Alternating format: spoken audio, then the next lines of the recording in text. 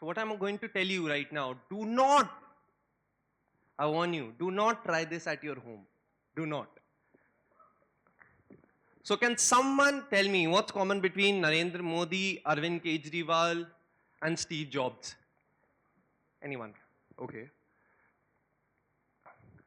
Three of them at a young age, 18, 19, left their houses, went out, disconnected themselves from an entire world to connect themselves from inside.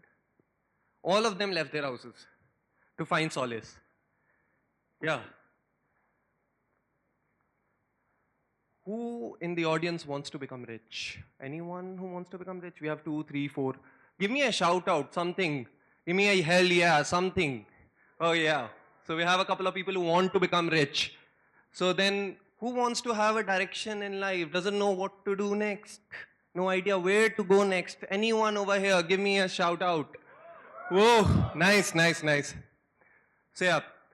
Okay, so now there are certain people who just want to be happy. Or who just want to be happy, give me a shout. Just happy. Everyone, great. So yeah, whatever you've been listening till now, all the Guru, Baba, Swami, whoever is coming up to you and telling you stuff, just do this to them.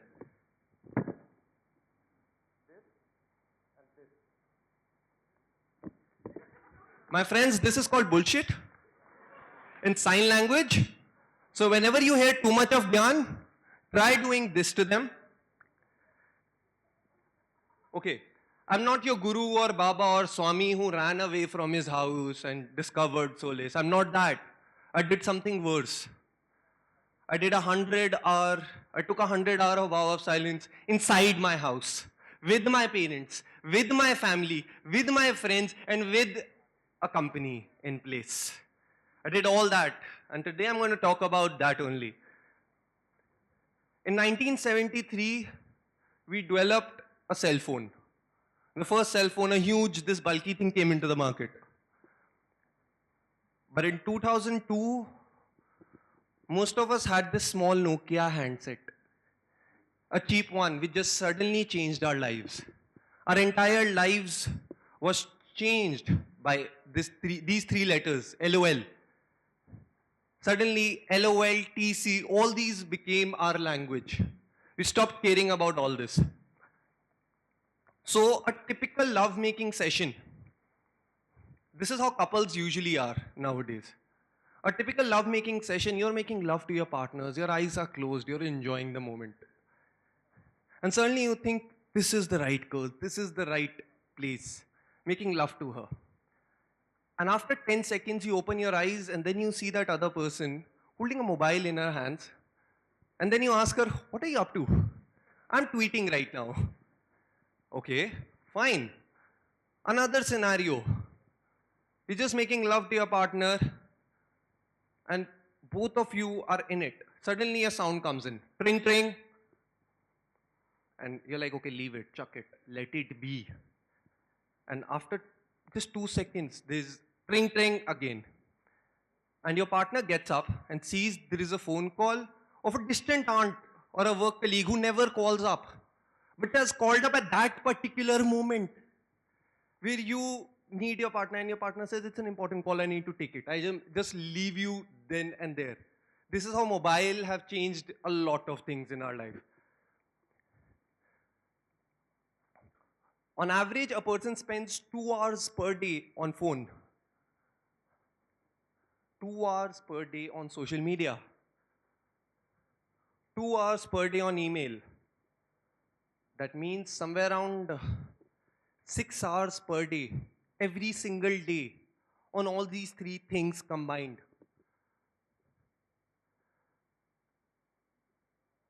Okay, when you calculate this, 3 months of an entire year goes into, I don't know what, of this connection.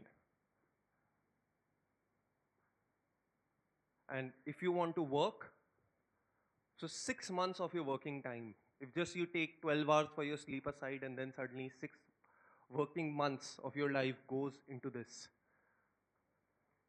So what I did was 100 hours of silence. Simple rule, no social media, no emails, No phone calls, no talking to anyone. I'll remain mute for 100 hours, that's it. Suddenly a bad part arises. My parents, they get extremely pissed off. Suddenly you get up in the morning, go off to your parents and ask them, uh, they don't understand a single thing you're saying. They want a good morning, they want a hug, they want something you to say, and then they say, in front of parents, this mon shit doesn't work. You can't take a vow of silence in front of parents. Sorry, this thing doesn't work in front of them. Okay, now the problem comes where you need to ask for what you want to eat. Not you want to eat, you can say, and everyone gets it that you want to eat. But what? You can't describe it in sign language. It's extremely hard.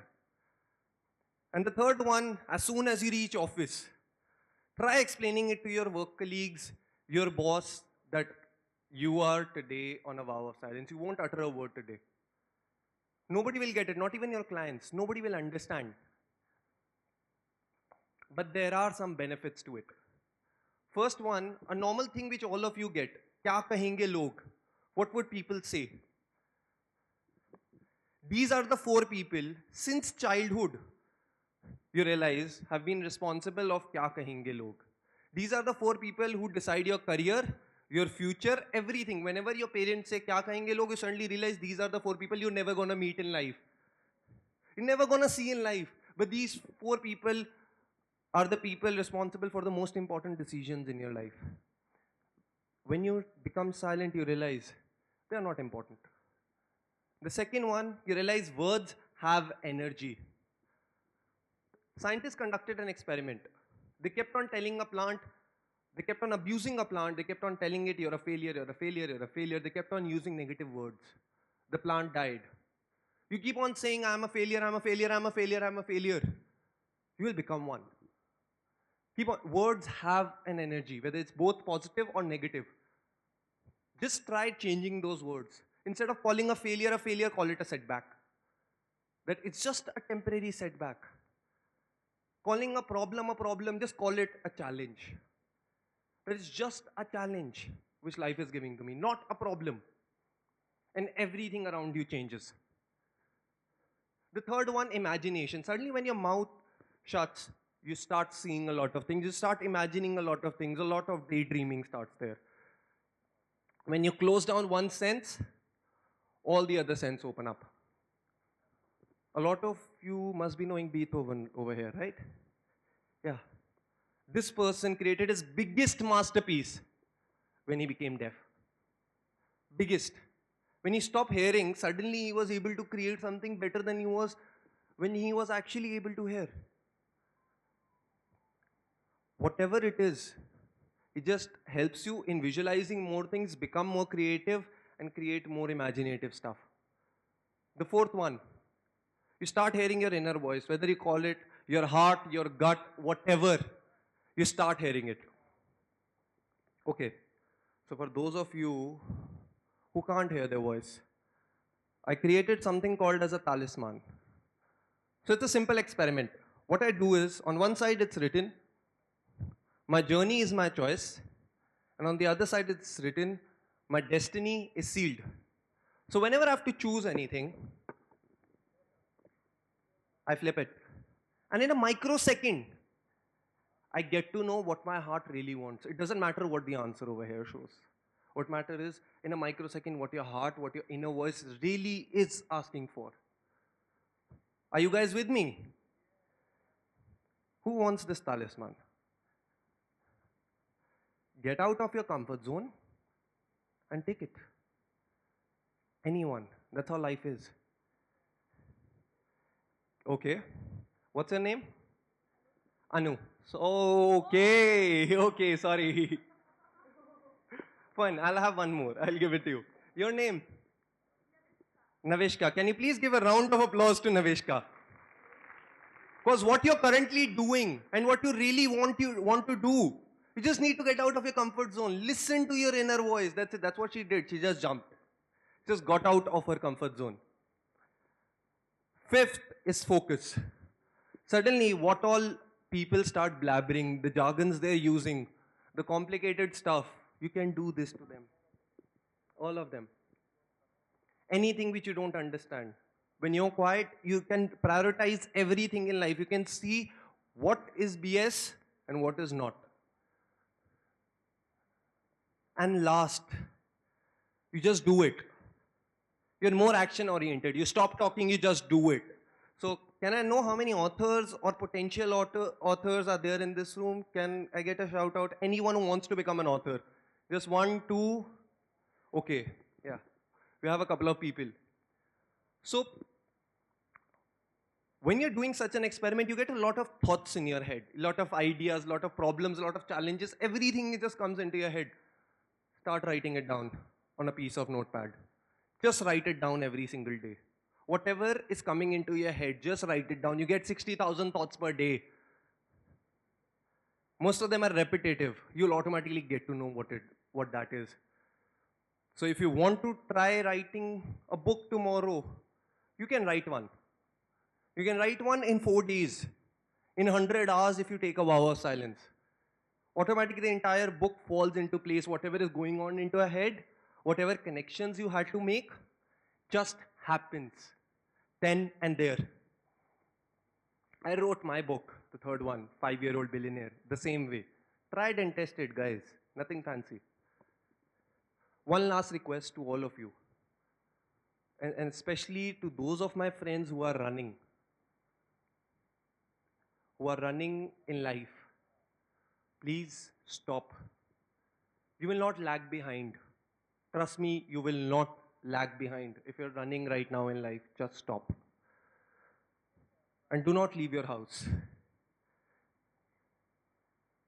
Just for 100 hours, stop. Or stop for 3 hours every single day. Take the vow of silence. Every day, just for 3 hours. Just stop.